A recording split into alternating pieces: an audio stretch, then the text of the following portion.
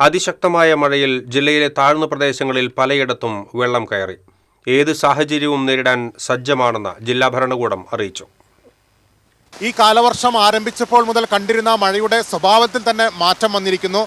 മുൻപ് അതിശക്തമായ മഴ ലഭിച്ച ശേഷം ചെറിയൊരു ഇടവേളയ്ക്ക് ശേഷം മഴ വീണ്ടും പെയ്യുന്ന രീതിയാണ് കണ്ടുവന്നിരുന്നത്. എന്നാൽ ഇന്ന് രാവിലെ മുതൽ അങ്ങനെയല്ല, ഇടതടവില്ലാതെ മഴ പെയ്തുകൊണ്ടിരിക്കുകയാണ്. ശനിയാഴ്ച രാവിലെ മുതലാണ് ജില്ലയിൽ മഴ കനത്തത്. തോരാമഴയിൽ നഗരഗ്രാമ വ്യത്യാസമില്ലാതെ ജനം വലഞ്ഞു. താഴ്ന്ന പ്രദേശങ്ങളിൽ വെള്ളക്കെട്ട് രൂക്ഷമാണ്. മലയോര തീരദേശ മേഖലകളിൽ മഴ ശക്തമായതോടെ ആശങ്കകളേറി. കനത്ത കാറ്റിനും കടലാക്രമണത്തിനും സാധ്യതയുള്ളതിനാൽ തീരദേശത്ത് ജാഗ്രതാ നിർദ്ദേശം നൽകി. മത്സ്യത്തൊഴിലാളികൾ കടലിൽ പോകുന്നതിന് വിലക്കുണ്ട്. ഫിഷറീസ് വകുപ്പ് കൺട്രോൾ റൂം തുറന്നു. മലയോര മേഖലകൾ, വനപ്രദേശങ്ങൾ എന്നിവിടങ്ങളിലേക്കുള്ള ട്രെക്കിംഗ്, ക്യാമ്പിംഗ് തുടങ്ങിയവ ഒഴിവാക്കാൻ നിർദ്ദേശം നൽകിയിട്ടുണ്ട്.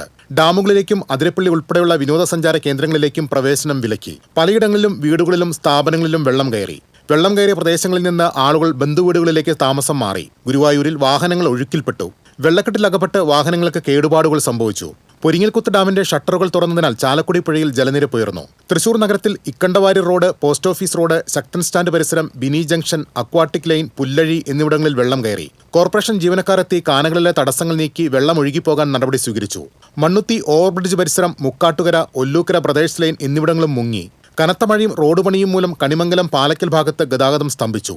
റെഡ് അലർട്ടിന്റെ പശ്ചാത്തലത്തിൽ ജില്ലാ ദുരന്ത നിവാരണ അതോറിറ്റി യോഗം ചേർന്ന് സ്ഥിതിഗതികൾ വിലയിരുത്തി. മണ്ണിടിച്ചിൽ, വെള്ളപ്പൊക്ക സാധ്യതയുള്ള പ്രദേശങ്ങളിൽ നിന്ന് ആളുകളെ ഒഴിപ്പിക്കാനും തഹസിൽദാർമാരുടെ നേതൃത്വത്തിൽ ദുരിതാശ്വാസ ക്യാമ്പുകൾ സജ്ജമാക്കാനും നടപടികൾ സ്വീകരിച്ചു. പോലീസ്, ഫയർഫോഴ്സ് വിഭാഗങ്ങൾ പൂർണ്ണ സജ്ജമാണെന്നും അറിയിച്ചിട്ടുണ്ട്. ക്യാമറമാൻ ആഷിഖ് വേലൂരിനൊപ്പം കെ ബി ലിബീഷ്, TCV.